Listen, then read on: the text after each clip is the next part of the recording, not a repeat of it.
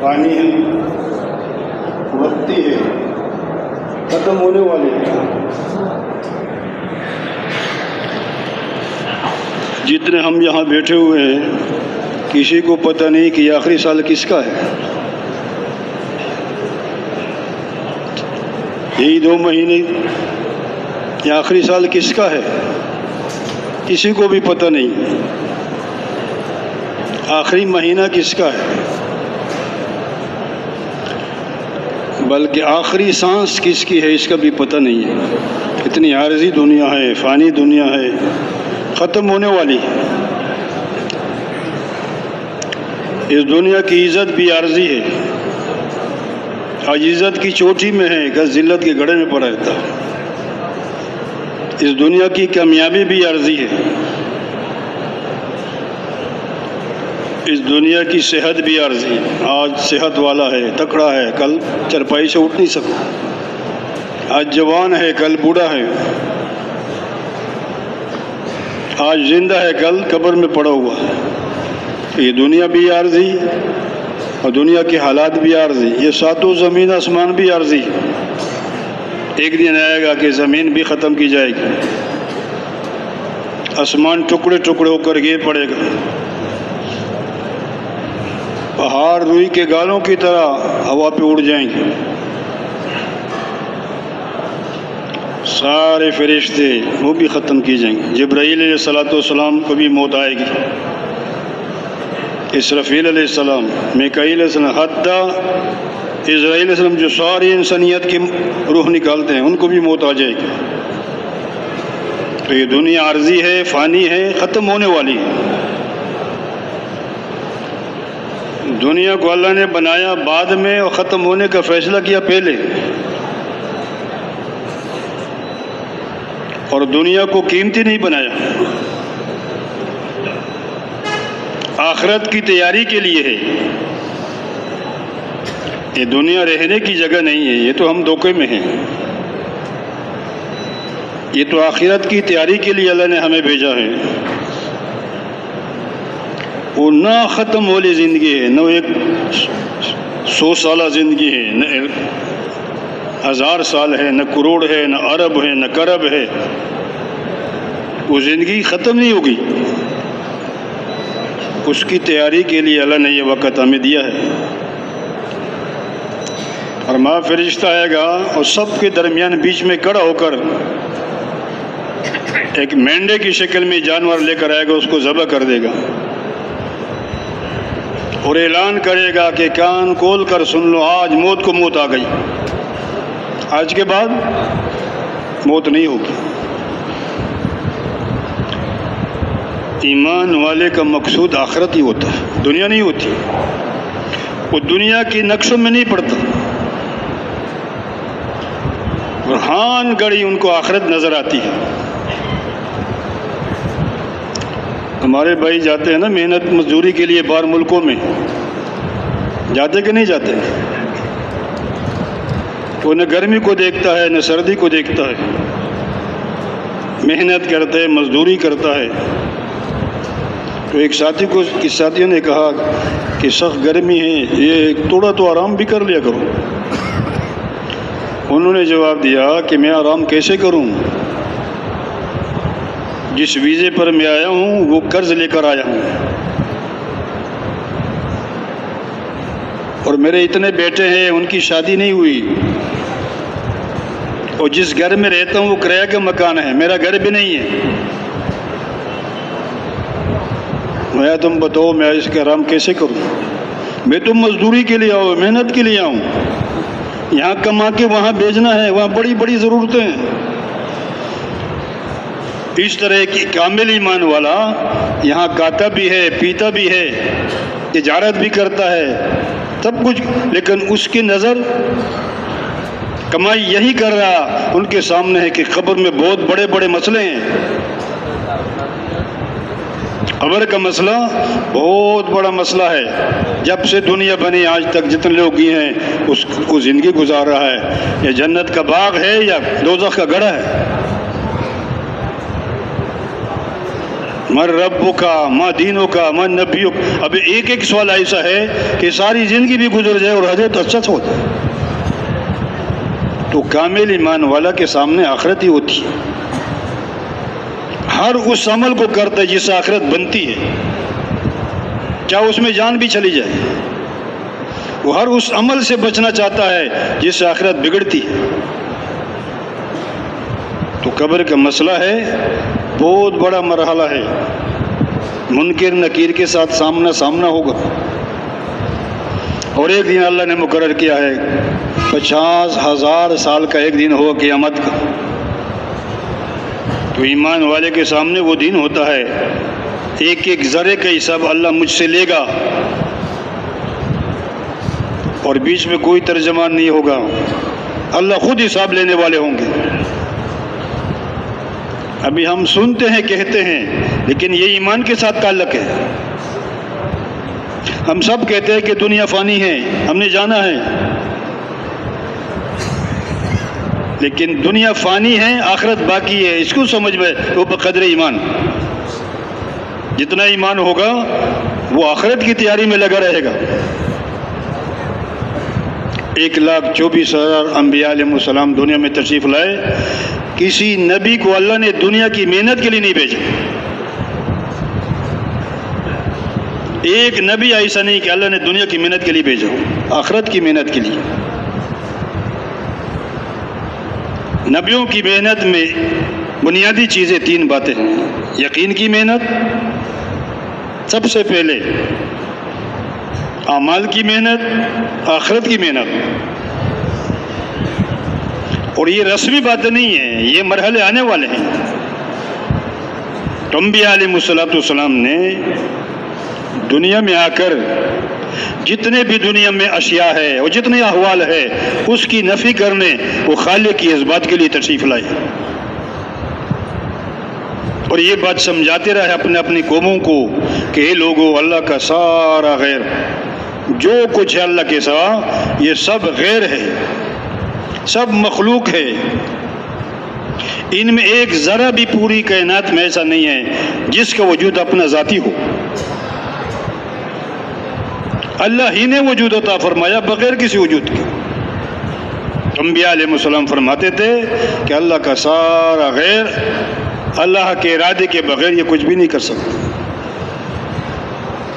اللہ سارے غیر کے بغیر سب کچھ کر سکتے ہیں. اس اللہ کے ساتھ تعلق بناؤ، اس اللہ کو راضی کرو، اس کے حکم کے مطابق زندگی گزارو اور میرے طریقے کے مطابق زندگی گزارو. تو وہ اللہ اس قدرت سے، جس قدرت ساتوں زمین و آسمان کو بنایا، پوری کائنات کو بنایا، اس قدرت سے تمہاری زندگی بنائیں گے.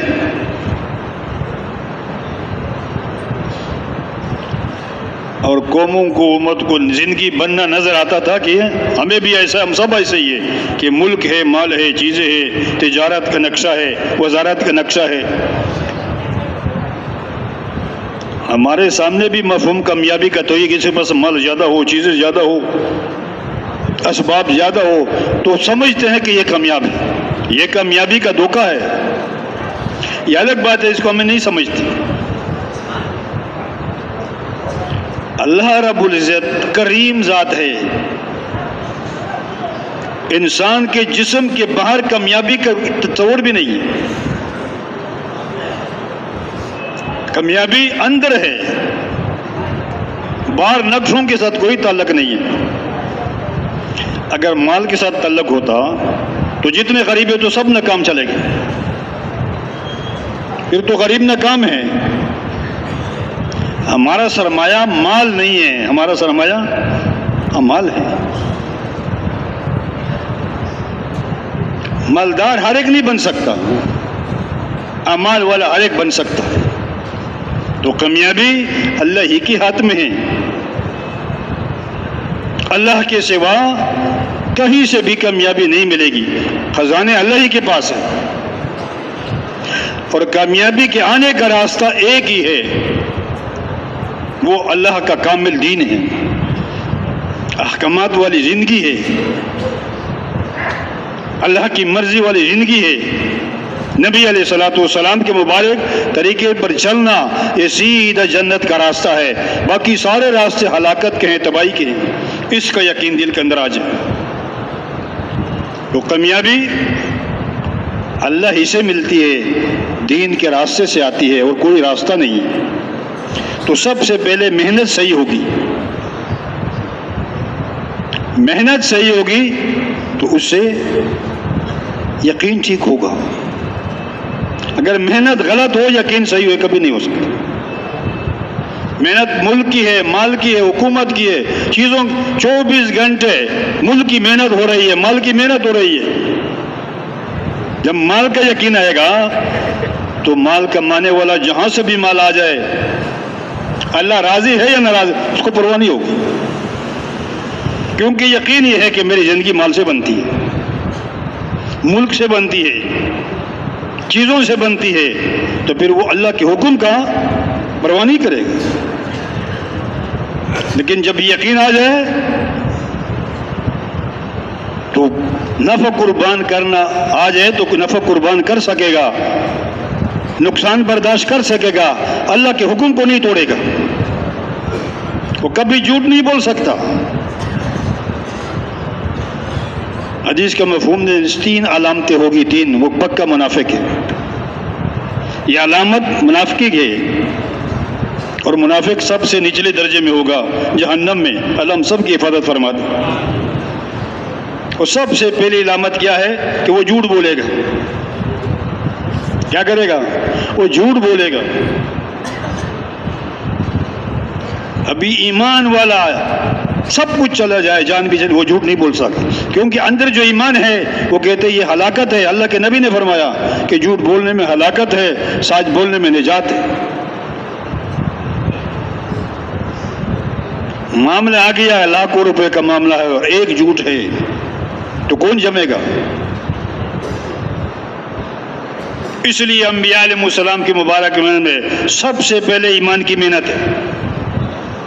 صحیح یقین بن جائے کہ میری زندگی بنانے والا، بگاڑنے والا نہ ملک ہے، نہ مال ہے، نہ حکومت ہے، نہ چیزیں ہے، نہ فوج ہیں، وہ اللہ ہی ہے، اللہ ہی کے ہاتھ میں سب کچھ ہے۔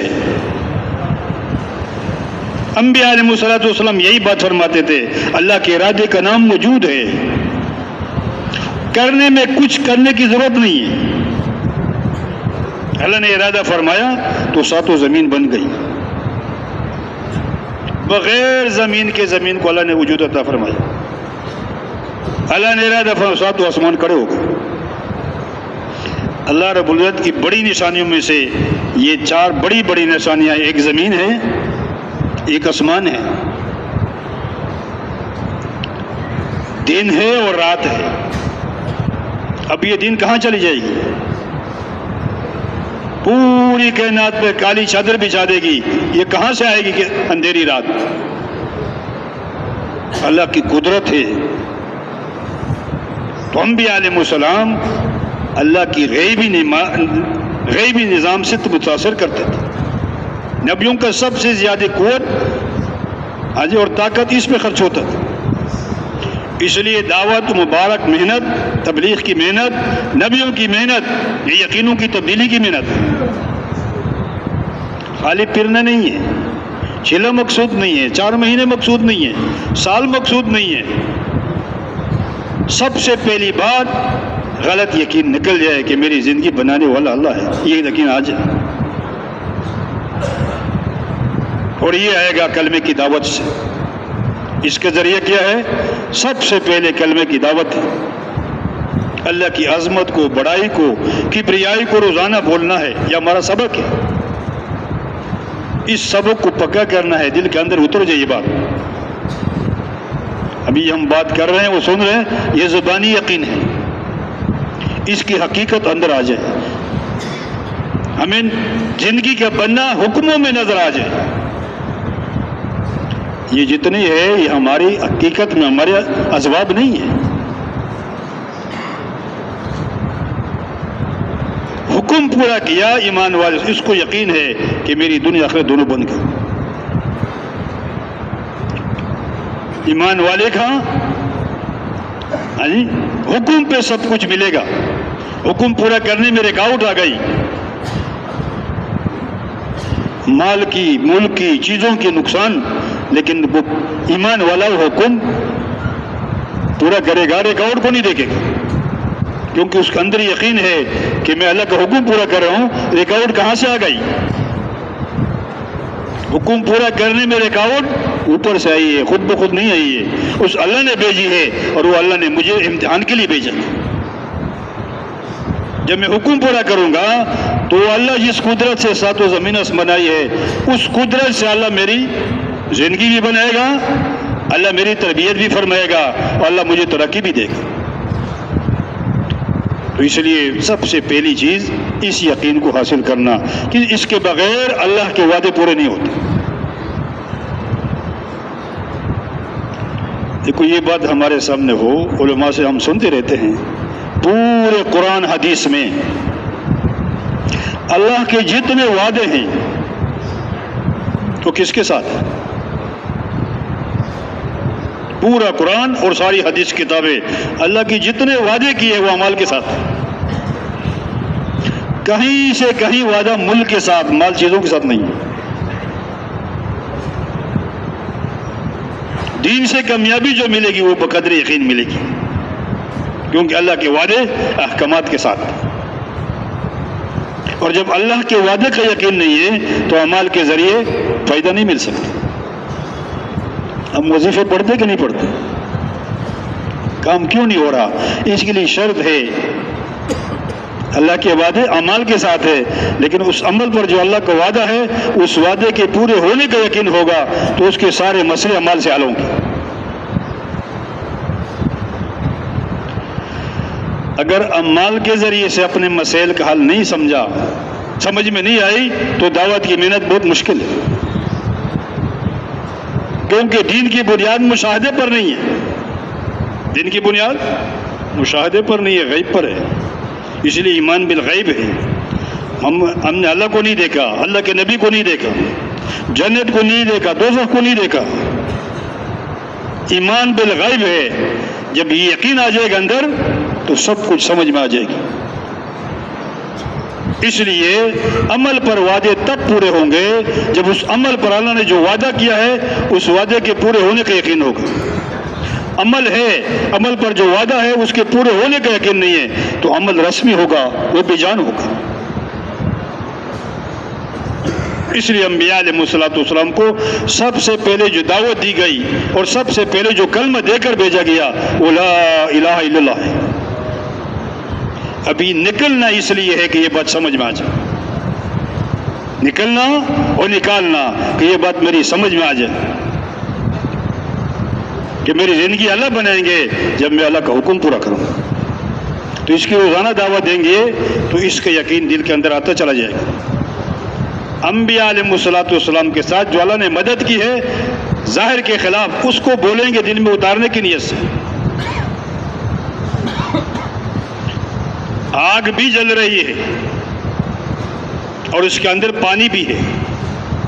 इब्राहीम अलैहिस्सलाम, आग जल रही है, वो कितनी आग है, ऊपर परिंदा नहीं जा सकता। उस आग के अंदर इब्राहीम अलैहिस्सलाम पानी का चश्मा भी है।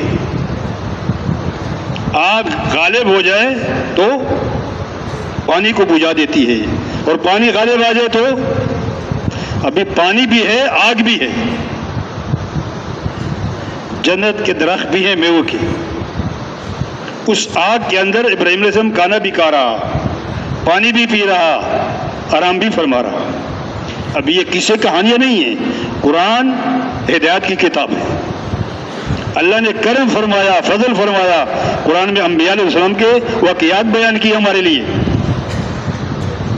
तो जब इस मेहनत करेंगे, रोज़ाना दावत देंगे अपनी नीयत से, तो एक दिन हमारे दिल के अंदर ये बात आ जाएगी कि मेरी ज़िंदगी बनाने वाला अल्लाह है, वो मेरी ज़िंदगी बनाएगा उस कुदरत से जिस कुदरत इब्राहीम अलैहिस्सलाम को आग के अंदर हिफाजत भी फरमाई और तरबियत भी फरमाई। अल्लाह मेरी ज़िंदगी बनाने इन चीज़ों का मुख्ताज नहीं कि मेरे पास ये चीज़ें होंगी फिर कामयाबी मिलेगी। अल्लाह रब्बुल इज़्ज़त चाहे तो इज़्ज़त के नक्शों में ज़िल्लत दे दे और ज़िल्लत के नक्शों में इज़्ज़त दे दे। وہ عزت دینے میں کسی بھی نقشے کا محتاج نہیں۔ صالح علیہ السلام کو قوم نے کہا کہ اگر پہاڑ سے اونٹی نکال کر دکھا دے تو ہم تجھ پہ ایمان لائیں گے۔ ان کے یہ خیال تھا کہ پہاڑ سے اونٹی کیسے نکلتی ہے، یہ پورا نہیں کر سکے گا تو بھی۔ صالح علیہ السلام نے نماز پڑھ کر دعا مانگی اور پوری قوم دیکھ رہی ہے کہ اللہ نے پہاڑ سے بڑی اونٹی نکال کر دکھا دی، نکل کر بچا بھی دیا۔ تو ابھی اس کی دعوت روزانہ ہم دیں گے، ایک دن کے لیے نہیں، 2 دن نہیں ہے، یہ تو زندگی کا ہمارا، جس طرح روزانہ ہم دنیا کی باتیں کرتے ہیں، گھر میں بھی کرتے ہیں، دکان میں بھی کرتے ہیں، بازار میں جہاں لوگوں سے ملتے ہیں، اس طرح اللہ کی باتیں ہو، اللہ کی بڑائی ہو، اللہ کی کبریائی ہو، اللہ کی قدرت کو بیان کریں گے، اللہ کی عظمت کو بیان کریں گے، تو پھر ایک دن ہمارے دل کے اندر یہ بات بیٹھ جائے گی کہ بنانے والا بگاڑنے والا اللہ ہے۔ انسان کے علاوہ ایک مخلوق چونٹی ہے، باقی کوئی مخلوق اپنا رزق نہیں جمع نہیں کرتی، اللہ ان کو کھلاتے ہیں پلاتے ہیں۔ بڑے بڑے مخلوق، ٹنوں کے حساب سے کھانے والے مخلوق بھی ہیں، اللہ ان کو ایک جنگل میں ایک چھوٹا سا کیڑا، وہ بھی ایسا نہیں ہے کہ اللہ اس کو روزی نہیں پہنچاتا، اللہ نے اپنے ذمہ لگائی ہے، روزی میرے ذمہ ہے۔ باقی ہمارا یہ تو امتحان کے لیے ہے، کسی کو مال زیادہ دیا، کسی کو کم دیا، کسی کو حکومت دی، کسی کو محکوم بنایا، کسی کو کچھ بنا، ہر ایک کا امتحان ہے۔ غریب کا غربت میں امتحان ہے، مالدار کا مالداری میں امتحان ہے، حاکم کا حکومت میں امتحان ہے۔ اس کے لیے نتیجہ نکلے گا جب کہ میدان لگے گا، اللہ رب العزت ذرے ذرے کا حساب لے گا۔ اس لیے روزانہ ایک بات تو یہ ہے کہ ہم روزانہ دعوت دیں، اللہ کی عظمت کو، بڑائی کو بیان کرنا، انبیاء علیہ السلام کے قصے کہانیاں جو اللہ نے ہمیں سنائے ہیں اس کو بیان کرنا، اس سے بھی ہمارے یقین بنے گا۔ اب پھر جب یقین بنے گا تو اللہ کی سارے وعدے اعمال کے ساتھ ہے، ہماری زندگی اعمال سے بنے گی۔ صاف آتا ہے ایک آدمی بھوکا ہے، اس کو فاقہ آیا، کسی کے سامنے ظاہر نہیں کیا، نہ حال سے نہ کال سے۔ دوسرا دن گزر گیا، تیسرا دن، 3 دن فاقہ رہا، بھوکا رہا، اللہ کے سوا کسی کے سامنے ظاہر ہی نہیں کیا، تو یوں آتا ہے اللہ کے ذمہ ہے 1 سال کی حلال رزق کا بندوبست کر دیں۔ اللہ نے اپنے ذمہ لگایا، یہ عمل ہے، اس عمل پر اللہ کا وعدہ ہے، چیزوں پر نہیں ہے۔ حدیث پاک کا مفہوم ہے کہ ایک آدمی جا رہا تھا، بادلوں میں سے آواز آئی کہ فلاں ایک باغ کو پانی پلا دو، اس کو پانی دے دو، سیراب کر دو۔ وہ حیران ہو گیا کہ بادلوں سے آواز، وہ بادل کے ساتھ چل پڑا، ایک بہت اونچی ٹیلے پہ بہت تیز دار بارش ہوئی اور ایک نالے میں پانی چلنے لگا، یہ پانی کے ساتھ جا رہا ہے، اور پانی جا کے ایک باغ کے اندر پانی جا رہا ہے، وہ بھی اندر چلا گیا۔ ایک آدمی بیل چلیے ہوئے پانی اپنے پودوں کو پانی دے رہا، ان سے پوچھا تمہارا کیا نام ہے؟ تو وہی نام بتایا جو بادلوں سے سنے تھے۔ تو بہرحال پورا واقعہ سنایا اس نے، اور پوچھا کہ تم کیا عمل کرتے ہو؟ کہ غیبی نظام اللہ نے تیرے لیے چلایا، صرف تیرے باغ کو پانی دینے کے لیے۔ تو انہوں نے کہا جب تم نے یہ سارے بات کر کے ابھی میں تمہیں بتا دوں گا۔ وہ کہنے لگا میں اس باغ سے جو آمدن آتی ہے میں 3 حصے کرتا ہوں۔ سب سے پہلا حصہ غریب ہے، مسکین ہے، بیوہ ہے، یتیم ہے، ان کو دے دیتا ہوں، اور ایک حصہ اپنے بیوی بچوں پر لگاتا ہوں، اور ایک حصہ اس باغ کے ضرورتیں پر لگاتا ہوں۔ تو یہ 2 کام تو سب ہم کرتے ہیں کہ نہیں کرتے؟ اپنے اوپر لگاتے ہیں، بیوی بچوں پہ لگاتے ہیں، اپنے اللہ نے جو غیبی نظام اس کے لیے بنایا وہ کس عمل پہ؟ تو یہ آج سمجھ میں بات نہیں آ رہی کہ میرے عمل سے میری زندگی بنے گی، میرے کام بنے گی۔ وہ جو غریبوں کو، مسکینوں کو، یتیموں کو، بیواؤں کو وہ دیتے تھے، اس پہ اللہ نے غیبی نظام اس کے لیے مسخر کر دیا۔ تو جب یہ یقین بنے گا تو پھر یہ یقین بھی ہوگا کہ اللہ زندگی بناتے ہیں لیکن عمل سے بنائیں گے. پھر وہ عمل کو بگاڑے گا نہیں, کوئی جھوٹ نہیں بولے گا, وہ دھوکہ نہیں دے گا, کسی کو تکلیف نہیں دے گا. پھر آتا ہے مسلمان وہ ہے جس کے ہاتھ سے اور زبان سے کسی کو نقصان نہ پہنچے. تو ایمان اندر کا ہے کہ اس سے اللہ ناراض ہوتا ہے, اور اللہ کی ناراضگی تباہی ہے. تو ہر ایک کو خیر پہنچا کرتا. مسلمان کے ان کے ہاتھ سے سب کو خیر پہنچے گا. تو پھر عمل میں سب سے بڑا عمل وہ نماز ہے.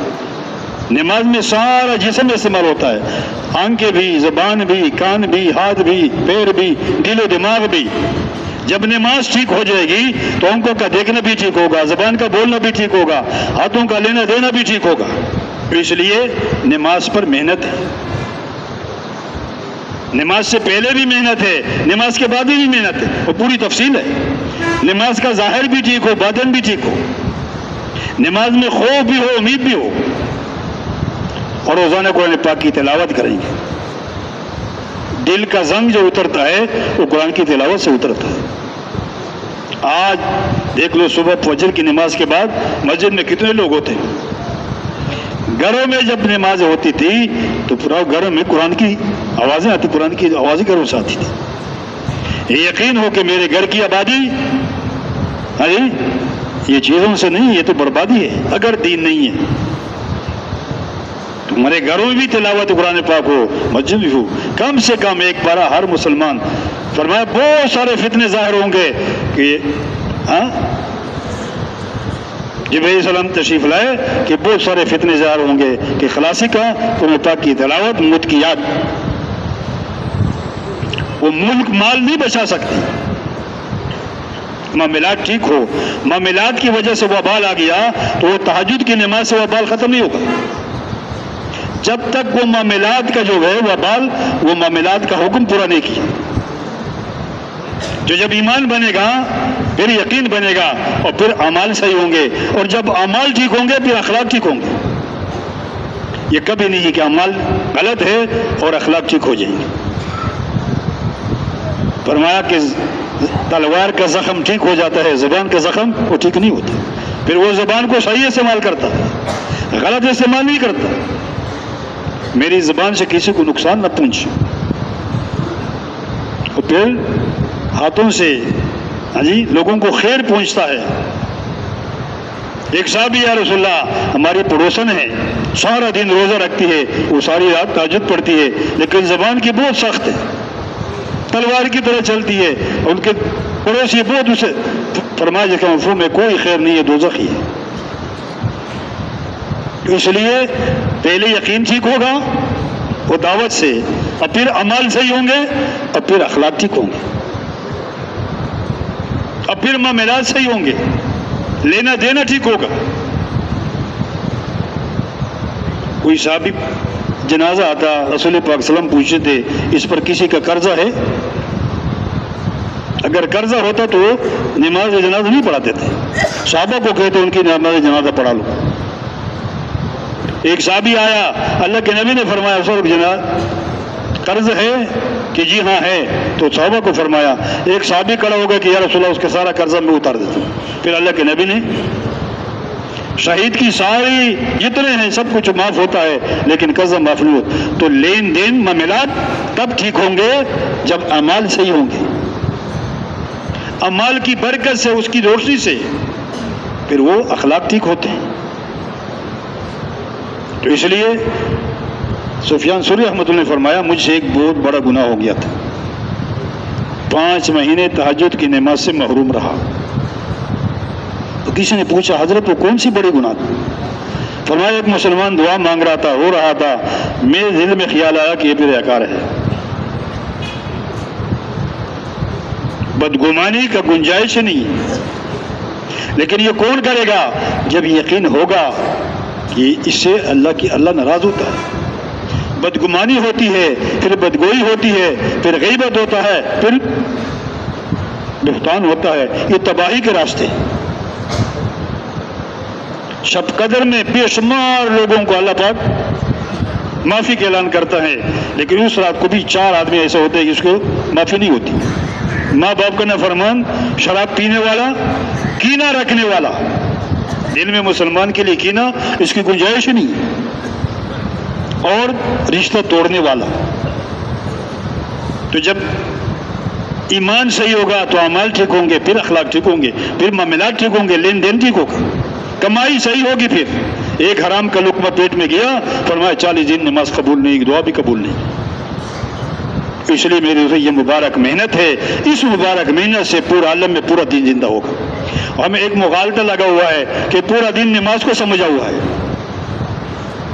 ایک آدمی 5 وقت نماز پڑھتا ہے، روزہ بھی رکھتا ہے، تہجد بھی پڑھتا ہے، تلاوت بھی، تو سمجھتا ہے کہ پورا دن ہے۔ پورا دن ایمانیات ہے، عبادات ہے، اخلاقیات ہے، معاملات ہے، معاشرت ہے۔